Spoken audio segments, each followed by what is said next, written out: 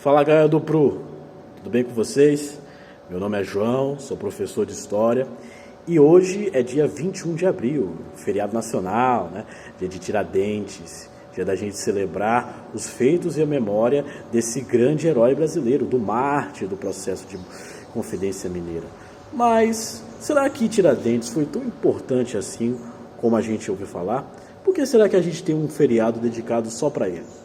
Então, na verdade, essa ideia de um Tiradentes um herói, um mártir, um ícone, só foi construída muitos anos depois da morte do próprio Joaquim José da Silva Xavier, o Tiradentes, que ganhou esse apelido porque ele exercia a profissão de dentista. E essa construção acontece no início da República, né? Vamos lembrar que teve a proclamação em 1889, e aí, nesse momento, os republicanos estavam engajados em construir uma nova identidade nacional, né? Eles vão pensar e vão discutir o que significa ser brasileiro.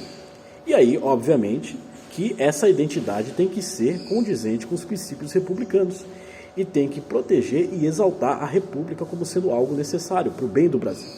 E aí eles vão criar uma nova série de símbolos, vão criar um novo hino nacional, uma nova bandeira, e eles precisam também de uma figura histórica, um herói, para servir como referência, alguém que lutou pela causa republicana há muito tempo atrás, e esse pioneiro que está servindo como inspiração para o momento que o Brasil está passando. Tiradentes acaba sendo escolhido para esse papel, porque apesar de não ser um dos líderes do movimento da Inconfidência Mineira, ele era uma figura importante, mas não era um dos cabeças das discussões. Ele foi o único que morreu, que foi morto pela participação, que na verdade esse movimento nem chegou a sair do papel, foi delatado antes das revoltas começarem, mas existia entre as propostas dos Inconfidentes a criação de um governo republicano em Minas. Haveria essa separação entre Portugal e a capitania de Minas Gerais, e o novo governo seria um governo republicano. Então, anos mais tarde, né, no momento em que o Brasil se torna uma república, os republicanos eles vão resgatar a imagem de Tiradentes e vão retratá-lo como se fosse um mártir, né? Alguém que lutou até os seus últimos dias, até a sua morte, fez um sacrifício pela causa republicana.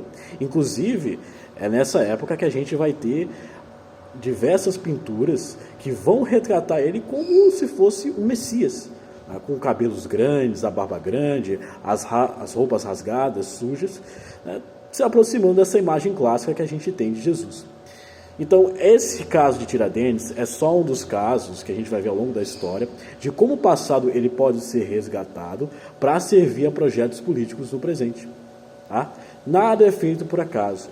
Os nomes que batizam ruas, avenidas, prédios, as estátuas, os monumentos que fazem homenagens, até mesmo os conteúdos, os grupos, as pessoas, os impérios, os períodos que nós vemos nos nossos livros de história, tudo isso são resultados de escolhas. Escolhas muitas vezes feitas com base em critérios políticos. A história é feita de seleções. E ao mesmo tempo que nós escolhemos o que vamos lembrar, escolhemos o que vamos esquecer. Inclusive, nesse momento, né, ao mesmo tempo que você tem a tentativa de construir uma identidade republicana, você tem também a tentativa de esquecer a identidade do Império. Então, todas as referências do Império, em nomes de cidades, nomes de avenidas, de praças, de lugares, vão sendo apagadas. E aí, essa imagem do Tiradentes como sendo um herói, um mito, vai se enraizar no imaginário popular, e em 1965 a gente vai ter a criação de um feriado, no dia do seu enforcamento, da sua morte, no dia 21 de abril, em sua homenagem. Tá? Então, depois de toda essa discussão, fica aí a seguinte reflexão: o que é que vale a pena ser lembrado e o que é que vale a pena ser esquecido? Quem é que deve fazer essa escolha? E se essa escolha tem que ser justa, quais devem ser os critérios a serem utilizados? Fica aí para vocês pensarem um pouco. Bom feriado, bom descanso, até a próxima.